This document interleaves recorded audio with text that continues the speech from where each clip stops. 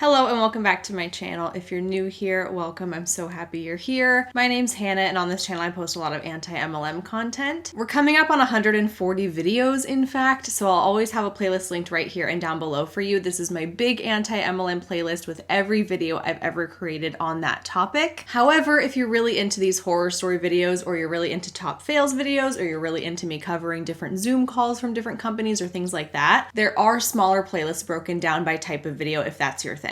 And if this content does interest you, I would love it if you would consider subscribing, liking this video, leaving a comment. All of those things really help to support the channel. It helps push these videos out more. It helps spread the word of anti-MLM a little bit wider, which I'm so grateful for. Today, as you probably already know from the title, I'm bringing you another horror stories video. These are the personal experiences that people have had with MLM companies. They write them out, they send them to me, and I consider them for a video. My inbox is always open 100% of the time, so if you have your own story you would like to send in, I would love to read it. I think that's all the intro stuff, so let's get into these stories today. This story says, "Hi Hannah, I love your videos so much. I've learned so much from you. When I first started watching, I didn't think I would ever send anything to you, but here we are. I have a few short experiences that now make much more sense. These kind of get progressively worse. Get comfy. Firstly, my mom was a Mary Kay rep before I was born until I was about 3. After that, she was still a member to get the discount. I'm pretty sure she was still buying products because there were bins in the garage full of the black and pink boxes the makeup came in. Mary Kay was the first makeup she ever used on me for dance recitals. She stood by the products until my big sister started getting into makeup in middle school and my mom started trying other, much better brands. There was a big Mary Kay warehouse close to where we live and that closed. Now, when we pass it, my mom talks about how her friends that got her involved stayed in and lost a lot of money based on their Facebook posts. We eventually threw out all of the expired makeup and now my sister and I try to tell my mom what to buy and we get it from actual stores. As I mentioned, I dance. So of course, when I switched studios and started competing, there was a mom to pitch every girl in our competitive company Lip Sense. This is a product sold by the MLM company Senegence. Our studio owners told our moms that it would last our 12-hour days and never smudge. All of the moms fell for it because our teachers, staff, and veteran dance moms also fell for it first. You know by now that it burns. This is true. I've heard multiple accounts that it does stay on for a ridiculous amount of time, but it also is really irritating to your lips. Maybe not for every single person who uses it, but I have had that reported to me on several occasions. It's a very intense formula, whatever it is, that yeah, it might stay on for 12 hours, but it's also going to do a little bit of damage to your lips and it's gonna hurt. However, something I have not yet heard someone else mention is that it isn't just one lipstick you buy. First you buy lipstick in whatever color, then something that's like a gloss but won't come off, and the remover that doesn't work well. You buy all 3 so it works better and comes off easier. Yeah, sure, you can't just buy one weird product, you have to buy 3. And all the dance moms want to be the best mom ever, so every girl I knew had all 3. Anyways, one of the girl I danced with is also in college and she is now a quote Kendra Scott campus gem. I think where you buy a little product pack and get a code that people can use to buy from and you get a commission. Very weird. I would love it if you explained it to me. I would list all the dance moms now in MLMs, but this email would never end. Okay, so I don't know a ton about this Kendra Scott campus ambassador campus gem program, but I did some Googling and what it seems like is periodically Kendra Scott will kind of open up an application process for people to apply to become an ambassador for their jewelry. And this is specifically targeted at college age students and it says here's what's in it for you: resume enhancing and network opportunities, tangible career boosting experience, best-selling jewels to share with friends and other influencers, discount opportunities, and opportunities to win exciting prizes. I don't see anything here that says that you earn a commission on your sales or that you're encouraged to recruit other people. It is an application process through the Kendra Scott website. This doesn't strike me as something where someone is recruiting you and making money off of the fact that they did recruit you. I'll link this exact webpage that I'm looking at down below if you want to look into it a little bit more on your own, but it doesn't strike me as an MLM opportunity. However, on the topic of Kendra Scott, they did recently recently in like March, April, release what they are calling a direct retail program. And I included some commentary on this topic in one of my MLM top fails videos back when this was all kind of happening. And I will link the direct retail webpage below. And as you can see, it has tons of MLM network marketing type language on this webpage. Your business on your terms with style and purpose. All you need is $500 in a dream. Our pillars are family, fashion, and philanthropy. How it works, you purchase the jewelry kits, you get orders shipped directly to your customers' homes, and you earn a generous commission on sales. It even has a section on women supporting women. Like, everything about this webpage screams MLM. However, I said it at the time, and I'll say it again now, that we still kind of have yet to see where this is going to go, because at this time, there is not a recruiting aspect. It doesn't appear to me on any of the sources I found that Kendra Scott is offering people some kind of compensation or commission based on team building, based on recruiting other people to also become Kendra Scott sellers. It really does seem like you are kind of just an independent salesperson of Kendra Scott jewelry, where the main objective is to sell the product and there isn't any incentive for recruiting others. And if you were to sign up for this direct retail opportunity and you go to the application page, nowhere on this application does it encourage you to put in somebody else's name or to give somebody else credit for recruiting you into this opportunity. Oftentimes in an MLM, if you are being recruited into that business structure, it will ask you who recruited you, how did you hear about us, what's the representative ID of the person who's getting you into this opportunity, those kinds of things. There's none of that on this application, so at this point, I feel pretty confident saying that Direct Retail by Kendra Scott is not operating as an MLM, even though they use so much of that same language. And unfortunately for them, I feel like even that at face value, if you just look at their webpage and you're already kind of sketched out about MLMs, you would probably naturally stay away from this opportunity, even though there isn't any recruiting at this time.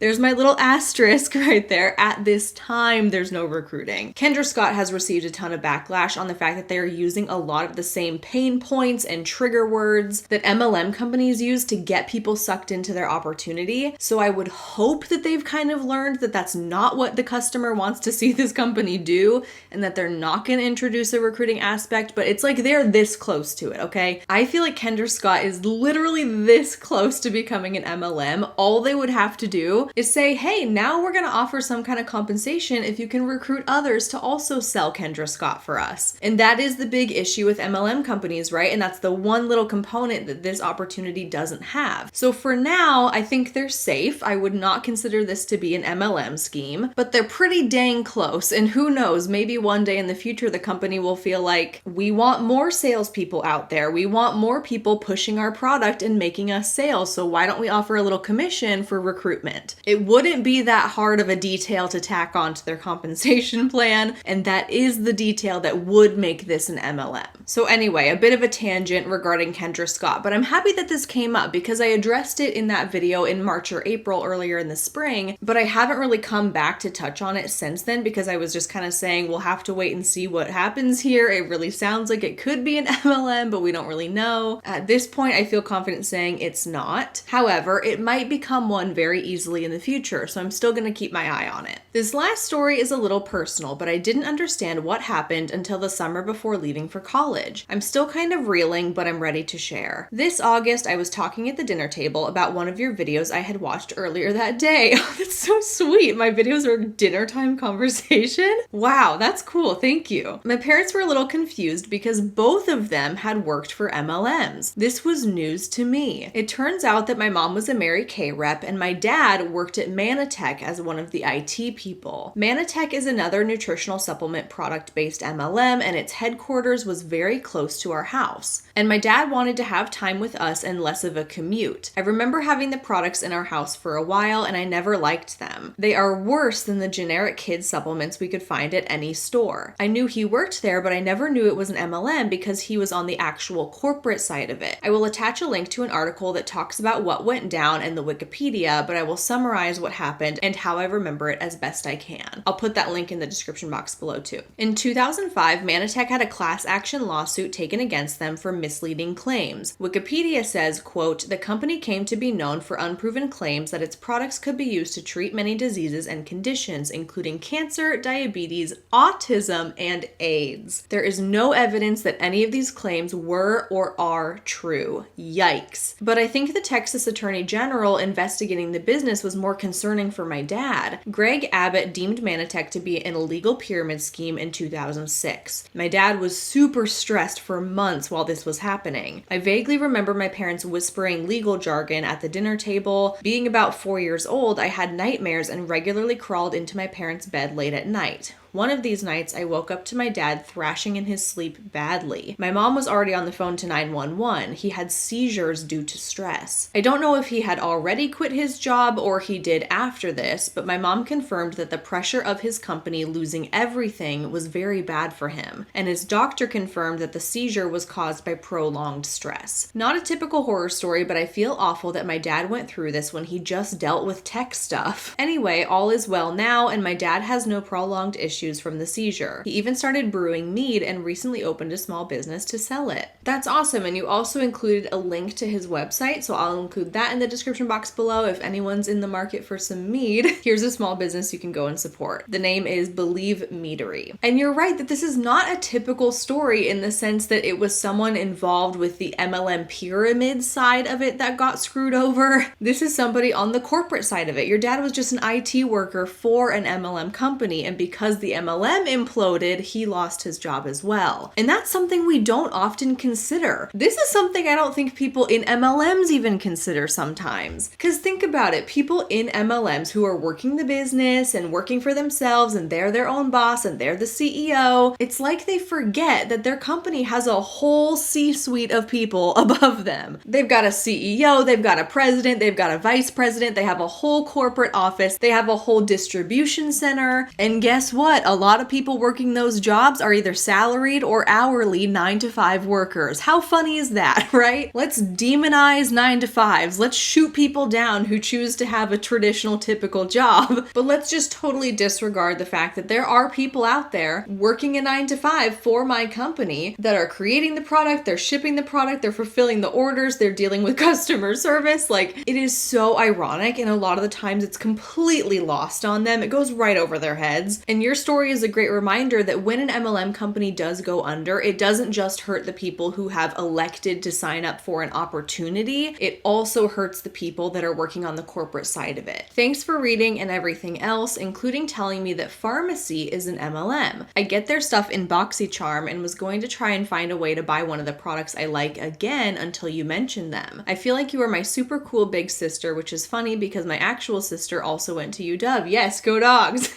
Sending you love and happiness and well wishes for your pregnancy. Thank you so much. And I actually already responded to the person who wrote this email. If you're not familiar, BoxyCharm is a beauty subscription box, and occasionally they do include beauty products from a company called Pharmacy. And if you're just hearing that word, yes, there is an MLM named Pharmacy, but there's also a legitimate beauty brand named Pharmacy as well. They're just spelled differently. So I did respond to this email and I let her know, don't worry, the Pharmacy brand in your BoxyCharm subscription is not the same thing as the MLM Pharmacy, and the difference is the spelling. This is what the legitimate beauty brand Pharmacy looks like. It's tricky because their name starts with an F just like the MLM does, but it ends in a CY, as compared to the MLM Pharmacy, which also starts with an F but ends in an SI. And I completely understand how this is really confusing. And what I'm noticing right now as I'm scrolling through the MLM Pharmacy's website is that they don't make their brand name very known on their skincare packaging. Most of their skincare says Dr. C Tuna on it. And according to the Pharmacy website, it says currently Pharmacy is producing more than 2,000 different products, including Dr. C Tuna range, which is the medical series of the company where he served as the honorary president. So kind of interesting there that a lot of their skincare range doesn't even say the name of the MLM company on it. It says the name of their honorary president. hesitant, which is fine. I know that a lot of companies have different product lines or product ranges that fall under different names or categories or things like that, but typically the front of the packaging is still going to say the name of the company that it's sold through. Like, it's still going to say pharmacy, Dr. C Tuna, whatever. But a good majority, like most of their skincare products, don't say pharmacy anywhere on the bottles, which in my opinion is extremely misleading. And this is something I'm just realizing right now. I've never taken a closer look at this before. This is something that would have totally gone over my head, okay? If someone gifted me one of these products, I know about the MLM pharmacy. I know that that's a thing. I know to look out for that, but I've never heard of Dr. C Tuna before, and it doesn't say anything about the MLM pharmacy on their packaging, so how would I know that? If somebody gifted me one of these skincare products, I would have probably just used it, not even knowing that it was an MLM. So crazy. That's very sneaky in my opinion. I would go as far to say that that might be intentional on the company's part not to put the name of their MLM company on their packaging. But anyway, the reason we got here, the point I'm trying to make is that there is a legitimate company named Pharmacy that is sold through BoxyCharm subscription boxes. So have no fear if you do use those products, you're not supporting an MLM. Thank you for sending in this story. This story says, "Hi Hannah, I was hesitant to send this in because it's such a doozy. But after seeing the person I'm talking about at work recently, I knew I had to share. I want to say thank you for sharing about this topic since I know so many people who have been swallowed whole by MLM scams. I've grown up around them. An aunt with Pampered Chef, another aunt with Mary Kay. My stepmom has been involved in Origami Owl, 31, and her favorite currently is Plexus. None of this compared to what I would see during my 4th summer as a camp counselor. The camp I worked at was outdoor-based and residential. We always had a camp nurse. I don't know what the requirements for the job were, but that year we had a new one. I'll call her Princess because that's what she asked us to call her. First red flag. Immediately, it was evident that she was very religious, but I worked with a variety of people, so that wasn't a problem. When she started complaining about other people's way of life, that became a bit much. Then I started noticing that kids would go to her for scraped knees, and afterwards the kids would claim that if they didn't go back to her daily, the scrapes would get infected. Kids who had tummy aches from homesickness claimed that they were getting a quote special potion from her. What?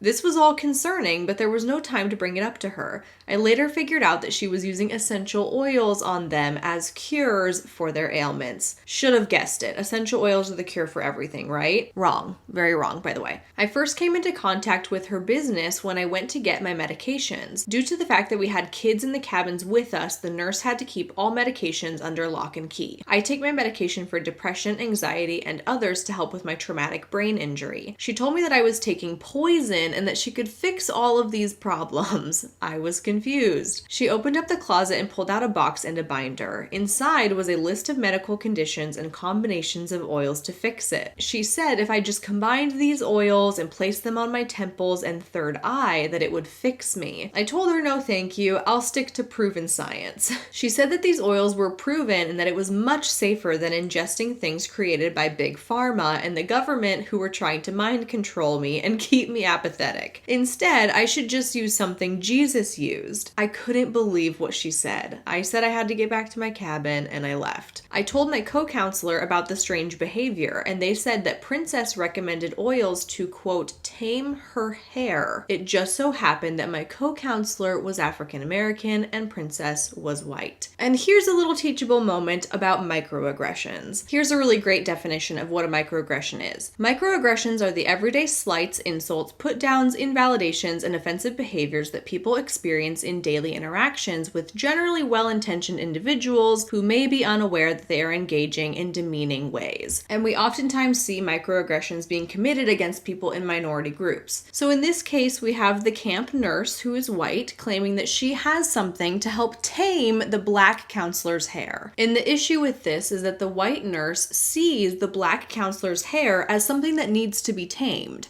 Where is that coming from? Because it kind of sounds like you have some racial implicit bias where you think that the texture of black hair is not acceptable and it needs to be changed or tamed to become more acceptable. And that right there is where the microaggression lies. That's the the insult, that's the put down, that's the offensive comment that you have made to somebody in a minority group to suggest that they need to change themselves to become more like the majority group. I believe this is the first time that this has come up in one of my MLM horror story videos where somebody in an MLM is engaging in a microaggression to push their product. I hope I did an appropriate job explaining that, and I would highly encourage everybody watching this video to look more into microaggressions and racial implicit bias. Huge topics and terms that I think everyone should be well aware of. And because it did come up in the story, I felt like we needed to stop and talk about that really quick. A few weeks later, after an unfortunate incident with a bonfire and hamburger frying, I had a massive blister on my hand created by a grease burn. Once it exploded, I wanted to get some antibiotic ointment for it, so I went to the health building and hoped that she wasn't there. She was. I asked for some ointment and she said, quote, "I have something better for that." She brought out tea tree oil and immediately came towards me, claiming that it would help with lowering the inflammation, cleaning it out, and killing bacteria. I don't know if any of that is true, but I may have freaked out a little bit. I begged for the ointment and she said that stuff was useless. I just left. I'm very happy it didn't get infected. Tea tree oil is one of those oils that I do know has anti-inflammatory properties and antibacterial properties. I can't speak to comparing the effectiveness of tea tree oil versus antibiotic ointment. I don't know. However, I do think that those claims about tea tree oil are substantiated. It is one of the oils that does have some evidence backing those claims. And I think it's good to have this conversation because in some cases, very infrequently, oils can be used in place of other things. I don't think it would have hurt you to use tea tree instead of antibiotic ointment in this case because it does have antibacterial properties to it, so applying it to an open wound, that seems like a reasonable way to use tea tree oil. It's all the other mumbo jumbo things that they suggest that I can't get on board with, right? Like applying it on your pressure points to get rid of a stomach ache, or putting it on the crown of your head to cure your depression, or things like that. Those things are not proven, they're very difficult to prove, but that's not to say that there aren't some claims out there that can be backed up by evidence, and using tea tree oil in this way is one of those exceptions. She found me the next day and attempted to sell me her Young Living pitch at breakfast. She said obviously I couldn't make a living off of the degree I was getting at college and I should do something more practical. Thankfully, a kid dropped their plate and I used that as an opportunity to get away. Princess didn't last much longer at that job. While I didn't go to the director about her, I'm sure other people did. After she was terminated, she showed up in the staff lounge unannounced to try and convert people to healthy living with her oils. No one fell for it, thankfully. I thought this was all over, but a few days later, I noticed her standing in the clearing outside my cabin. No one left until she was gone. 3 years after that, I was working at Walmart and I saw her there. I freaked out. Princess was at my Walmart and she supposedly lived at least an hour away. She was so happy to see me. She said that all of her dreams came true. She had a husband and a child and her business was booming. And if I wanted to leave Walmart, which I did, I could always join Young Living. I refused, and before I walked away, I realized that there was no baby in the stroller she was pushing. I thought that was just a fluke. Hold on, she saw you at a Walmart an hour away from where she supposedly lives. She claims she has a baby, but there was no baby in her stroller. I don't know about that. That seems a little sketchy. But who knows? Maybe she was there with her husband. Maybe the husband was holding the baby. They were in a different department of the store and her stroller happened to be empty at that point. I don't know. Kind of an odd detail though, for sure. Now, 2 years after that, I was working at a zoo. She showed up there. For someone with a family, that's not so odd. But she came in by herself with the same stroller. She paid admission for herself and her daughter, but once again, there was no kid in the stroller.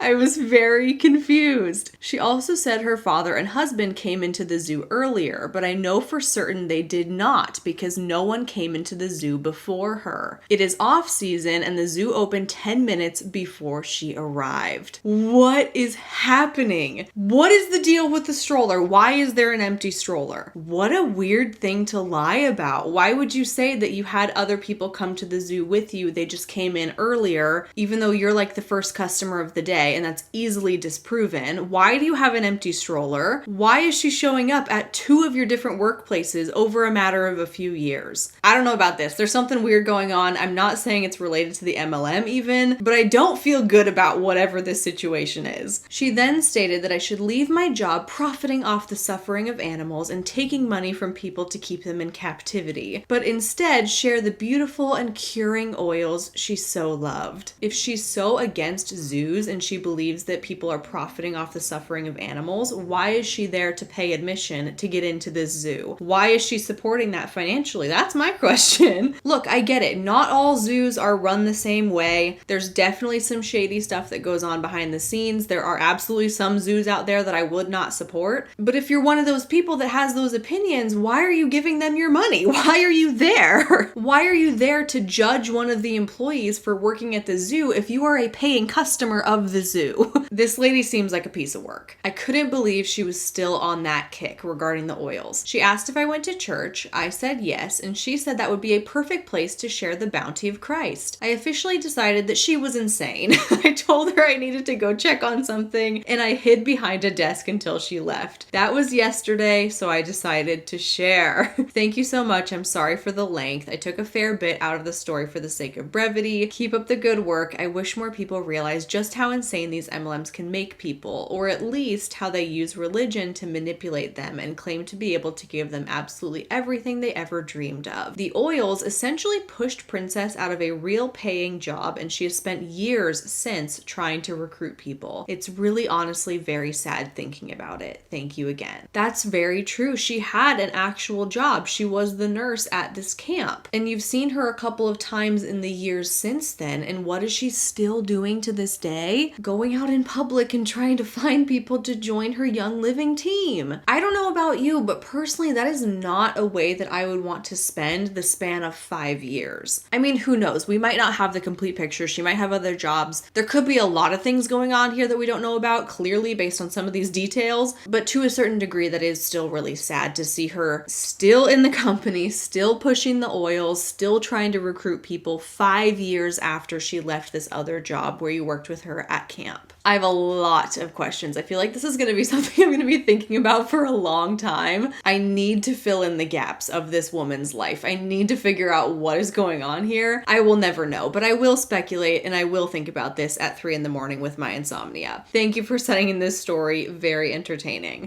This one says, "Hi Hannah, I found your channel a few weeks ago and I'm so glad I did. I hate to hear that others went through similar situations as I did relating to MLMs, but let's jump into it. I'll go ahead and give you a trigger warning for mentions of unaliving and mental health issues. I grew up with very minimal exposure to any type of MLM. My mom was a very successful businesswoman and was a co-CEO for a software company back in the early 2000s, so I had an amazing role model to look up to for how it should be done and what a real boss babe looked like. My only exposure to MLMs growing up was Mary Kay. My babysitter, let's call her H, was involved with Mary Kay, and so was her mother. I remember going to Mary Kay parties with H when she would watch me while my parents were out. I always loved going to these parties because I would get to meet new people, but it never went any farther than that. I'm lucky that H never tried to recruit me as I got older. Now on to the MLM horror story. Like I said, my only exposure to an MLM before was a positive experience with Mary Kay, so I was not prepared for what happened to me in college. I joined a sorority my freshman year and was extremely lucky to have a ton of friends right off the bat. During my first year going into my second year, I had one specific girl that I became extremely close to. Let's call this girl A. A was a fantastic friend at first and seemed to be a very loyal and true person. During our second year at college, she told me about a company her mom just recently joined, Young Living. I had never heard of Young Living before, and I was a college girl who loved the aesthetic apartment. So I was extremely interested in the whole diffusing oils thing. A tried to get me to buy some oils, and at the time I did not have any money, so I asked my mom. My mom was immediately skeptical but said that we could buy one starter kit and no more. My mom really liked the scents of the oils but was never interested further. Going into our third year of college, A tried to get me to sell the oils, but I was working a part-time job involved with leadership in the sorority and going to school full-time. Doing this side hustle was never on my mind. During this year, A and I moved in together with 2 other girls in our college town. A and I shared a bathroom, and she would only use Young Living products. Also during this time, I was going through a terrible breakup in addition to extreme mental health issues. A started to tell me that I needed to seek God and that my mental health could be cured by praying more. I let this one roll off my back because I usually don't mind if others believe that their religion can help themselves with mental health. You know, coping is different for everyone. However, it really came to a head when one night A came into my room with her little Young Living book and tried to sell me oils for my mental health. She had the audacity to say, quote, "These oils will cure your depression and anxiety, and these oils are good for your unaliving thoughts." That is when I broke and honestly yelled at her for not understanding mental health issues and how they should be handled. I was on SSRIs and she never liked that. I can happily say I have not spoken to A since we graduated college. I am now in such a better state mentally and working with a team of mental health professionals that prescribe real medication. That was definitely the worst of my experience related to MLMs while in college. I have a few more, but none are as interesting and horror-like as this one. Thank you so much for all that you do to warn others about the dangers of MLMs. I hope this story encourages someone to think twice about the dangers of MLMs and maybe even help someone reach out to a doctor or a therapist for mental health assistance. You seriously rock. I love that, and I hope for that as well. That's a huge goal of these videos and for sharing these stories is to get the word out there about how people from different MLM companies will claim that their products can perform a variety of miraculous tasks while there's just no evidence that they actually can. There's no research out there to support that using essential oils is going to help with your mental health conditions. However, there is research to support that things like therapy or counseling or medication, those things do have a positive impact on somebody's mental health conditions. And MLM products are often pitched as a quick fix. They're often kind of sold to you on the basis that it's the easy way out. It's a lot easier to just sniff an oil than it would be to go to therapy, to find a regimen of prescription medications that works for you. Those are really hard things to do. Those are the things that are proven to be beneficial in the long run, but it is a really big step for a lot of people to take. And a person struggling with their mental health might look at this pitch from a Young Living rep and say, oh, I can just sniff whatever oil, or I can just douse my head with it, or I can put it on my pressure points, or I can diffuse it. You know, I can pay $50 or whatever to have these oils, and that's gonna help me, and that's gonna cure me. Because that's the quick fix, easy thing to want to do. And people in MLMs know that, and that's what they prey on. And that's horrible that this happened to you in college from your roommate. And I hate to say it, but even just reading this, like, oh, this Young Living rep told me that the oils would cure my depression. That's infuriating, but I also feel kind of numb to it at this point. How horrible is that? That I've heard that enough times now where I'm like, yep, I wouldn't really expect anything less. It really does feel like there's nothing off limits when it comes to an MLM rep trying to make a sale on one of their products. It feels like there's no line they won't cross. There's no topic they won't touch. There's no pain point that they won't try and push to get you to buy whatever they're selling. And our best defense to this kind of thing is to understand how MLMs operate and to understand the motives behind the people selling the products, and to also understand what these products are and are not actually allowed to claim and what evidence is there to support those claims, or lack thereof in most cases. We can't rely on MLM reps to give us truthful or factual information when it comes to their products, so we have to arm ourselves with that knowledge to be able to protect ourselves against these pitches when they are aimed at us in our most vulnerable states. So thank you for sending in this story and for really highlighting that. This story says, "Hi Hannah, I just found your channel after being very into anti-MLM YouTube and podcasts for a few years. I'm so glad I found your channel so that I can continue indulging in my anti-MLM hobby. I'm fortunate in that I haven't had much real life exposure to MLMs, but after learning about the anti-MLM movement online, I had an epiphany about a past experience. In college, I had and still have a good friend. Let's call her Maisie. Maisie's dad is, I think, half indigenous, so Maisie is about a quarter native. She wasn't exposed to much native culture, but since she's close to her dad, she always wanted to learn more and connect with her ancestry. She liked watching videos from this native YouTuber who happened to be from the same tribe that my friend's ancestors are from. This made my friend feel so excited that she had a role model to look up to and learn more about her specific culture. I forget how it happened exactly, but Maisie might have commented on one of the YouTuber's videos, and the YouTuber actually responded to her. She DM'd Maisie and asked if she wanted to speak on the phone. I remember us both being so excited and shocked that she wanted to call Maisie. Even though I didn't really have anything to do with this YouTuber, I thought it was so cool that a moderately popular figure on the internet was willing willing to call my friend. It seemed like such a kind and selfless thing to do for a younger girl who looked up to her. Even though she was probably a busy YouTuber, she took the time out of her busy schedule to speak with my friend and talk about their shared cultural identity. My friend and I were roommates, so I was in the room when the phone call happened, and my friend put her phone on speakerphone for me to hear. I actually took a video of the phone call because we were so excited. I should try to find that video sometime if I still have it. Let me know if you want me to share it if I do find it, because it would probably be such an interesting insight. Yeah, send it if you have it. I honestly forget how the conversation progressed, but after some general chatting, the YouTuber started speaking about these essential oils she sold. This is a very essential oil video. Sorry about that. I didn't do a good job mixing up the stories this time. Of course, I didn't know at the time, but I now know that she was a Hun from doTERRA. My friend Maisie is very spiritual, and the YouTuber had a lot of spiritual content, especially in relation to native culture. So the essential oils and their spiritual and emotional beliefs were definitely relevant and appealing to my friend. I remember the YouTuber started to explain the types of oils, what they could be used for, and the pricing packages. I was shocked at how much they cost. This was a while ago, and I'm sure the prices have changed, but she was quoting prices of around $50 for some oil packages. Because my friend had speakerphone on, I couldn't say anything, but I remember giving Maisie the death stare like, you can't seriously be considering this. You can buy essential oils at so many places for under $10, even if you want really high quality and ethically made stuff. I can't imagine paying $50 or more. I, of course, don't know exactly how Maisie felt, but to me it seemed like she loved this YouTuber so much that she wanted to support her and felt like she couldn't say no, especially because she took the time out of her busy day to call her. So Maisie agreed to buy one of the packages. After that, the story basically ends. I don't remember if my friend liked the oils or anything, and the YouTuber never talked to her again. But hey, I'm glad at least she didn't try to recruit Maisie. It's truly sad that Maisie was so excited to talk to this figure in the native community only to be used as a pawn to sell her products. I'm sure the YouTuber wasn't doing it maliciously, but it's sad that instead of actually connecting with someone from her culture and being a role model, she instead only wanted to talk to my friend for an ulterior motive, especially since she was so young and in college. She also put Maisie in a psychological situation where she felt strong norms of reciprocity that made it very difficult to say no. The YouTuber took time out of her life to call Maisie specifically, a random girl who commented on her video. It would be rude for Maisie to not buy anything in return. This and the perceived connection they had from being from the same tribe truly put Maisie in a social situation where she had to say yes. Anyway, I hope my story was enlightening or at least entertaining, and I'm truly thankful that Maisie didn't get recruited, although she did lose around $50 or however much she spent on dumb oils. Thanks for reading and keep up the wonderful content. I love this story because of how unique it is, and you already hit on so many fantastic points in that last paragraph about how your friend probably felt like she had no other choice. She's repaying the YouTuber for spending her time calling her and connecting with her. But the thing that we really need to point out here is that this is an example of somebody using their higher level of influence to push their MLM products, which in her mind, she probably doesn't see as a bad thing or a malicious thing. Remember that a lot of people who do get involved with MLMs truly do believe in the products, and they might not fully understand how the business model operates and how it is damaging for most people. It's kind of like an ignorance is bliss kind of thing, and a lot of times once people do realize how the business model is damaging, they choose to leave. But during that time when people are involved with their MLM, I would argue that the majority of those people don't see how it's a bad thing, and they truly do believe that what they are selling is going to be good and beneficial to whoever is going to be purchasing it. That is a good sign that she didn't try to recruit your friend and build her team that way. But you have to imagine that if this is somebody who puts themselves out on YouTube, that puts out a certain kind of content targeted at a certain community, and you've built a substantial following in that community, and then you kind of exploit that community by pitching them a product so that you can make some money off of that following. I mean, that is what's going on here. You can try and reframe it differently in your mind that you're just helping people by exposing them to oils or whatever, but at the end of the day, who knows how many other people in the comment section of her videos she's done this to. YouTube is a massive platform. So many people have access to the content that you put out there, and that is widening your pool of people to respond to their comment, to set up a phone call, to kind of build that personal connection for this ultimate ulterior motive at the end. And in my opinion, that is an example of exploiting your audience, and that is a malicious act, whether or not she realizes or recognizes or accepts that that's what she's doing. And I appreciate you writing this story because it makes us aware that there is a possibility that that YouTuber you watch or that influencer you follow on Instagram or that celebrity you saw in that TV show one time, that those people are also in an MLM company that relies heavily on sales volume and recruitment volume to be successful and make any money at all. And those people have the upper hand. Those people have their built-in audience of fans or viewers or followers or whatever you want to call it that already inherently like them and trust them. And it does give those people with larger followings a huge advantage in the MLM game. So thank you for sharing this experience so we can talk about that.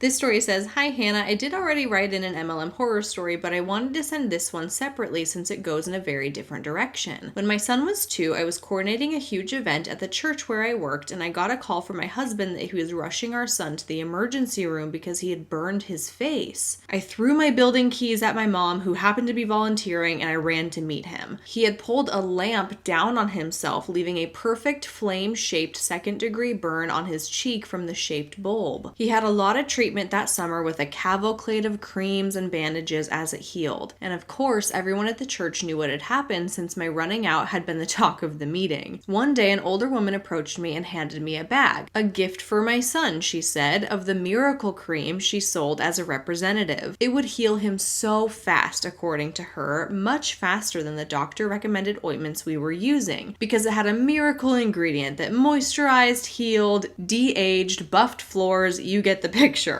I definitely raised an eyebrow at the de-aged. She wanted to de-age my toddler, but I thanked her and I took it. I looked up the brand Nerium when I got home, and not only was it an MLM product, but the miracle ingredient is oleander, a poisonous plant that acts as an irritant to your skin. It was so effective at de-aging because the irritant plumped the skin, smoothing wrinkles. And she'd given me this cream to put on my little boy's second-degree facial burn. I know that she meant well and truly didn't know. I also found out during this research that the bottle she'd given me would have cost her around $70. I gave it back to her the next time I saw her and told her that we needed to stick with what the doctor gave us. The kicker is that we later went to a birthday party for one of my son's preschool friends and found out that his mother was the CEO, the actual CEO, not MLM speak CEO, of that skincare MLM company. That's pretty wild to have come in contact with an MLM's actual CEO, not just the reps who claim to be the CEO of their own business and stuff like that. I just briefly did a Google search because I had heard of this company Nerium, and I learned that they actually changed their name. Now they go by Neora. I feel like this might be a smaller MLM or just one that I haven't really heard of much before. I'm on their website right now and they have like 50 different skincare products. It would be impossible for me to go and try and find the one that you came in contact with that this woman gave you. But the full scientific name of this ingredient is Nerium oleander. So that's kind of funny that the company's name used to be Nerium and they use the ingredient Nerium oleander in their products. And it is true that this is a toxic and poisonous plant. And I mean, if this isn't a perfect example of how MLM reps sometimes don't even know what's in their products, then I don't know what else to show you, because the person who gave you this product to use on your son's burn clearly doesn't have much product knowledge, clearly doesn't know anything about the ingredients in the product and how those ingredients claim to do certain things, because if she did, she would probably know that this highly irritating ingredient is not ideal to be putting on a burn. But what I'm guessing is happening here is that somebody out there told her it's a miracle cream, it claims to do all these things, it's fantastic, you can use it for all these different uses, and she just took that at face value and ran with it and regurgitated it. And she didn't take it upon herself to actually look into the ingredients and educate herself on what she's recommending to people. I feel like we know that this happens all the time, right? That MLM reps don't really understand their product ranges and they'll just say whatever they have to say and make whatever claim they have to make to close the deal. But it's always really entertaining when it can take just one simple Google search of these ingredients to disprove whatever claim they're trying to make. Like, oh, you wanted me to use this on my son's burn, but actually a quick Google search shows us that this is not a good product to be using on burns. It's really not that hard. It doesn't take that much time or energy, but it's astounding astounding how many people in MLMs know nothing about the products that they're pushing. And with that, that's all the stories I have for you for this MLM Horror Stories video. Remember that my inbox is always open. I'm always accepting new stories. As I was sitting here filming this video, I got 7 new stories in my inbox. I get like 10 to 15 of them a day. At this rate, it's really astounding and really overwhelming. But I think this is a fantastic problem to have. We can never, ever, ever have too many stories. The more the merrier. I think everyone has such a unique perspective to offer. And I am so, so grateful for anyone who's ever sent me an MLM horror story, because quite literally without you, these videos would not exist. So keep them coming. I look forward to reading them. Thank you so much for watching. I really appreciate you, and I'll see you in my next one real soon.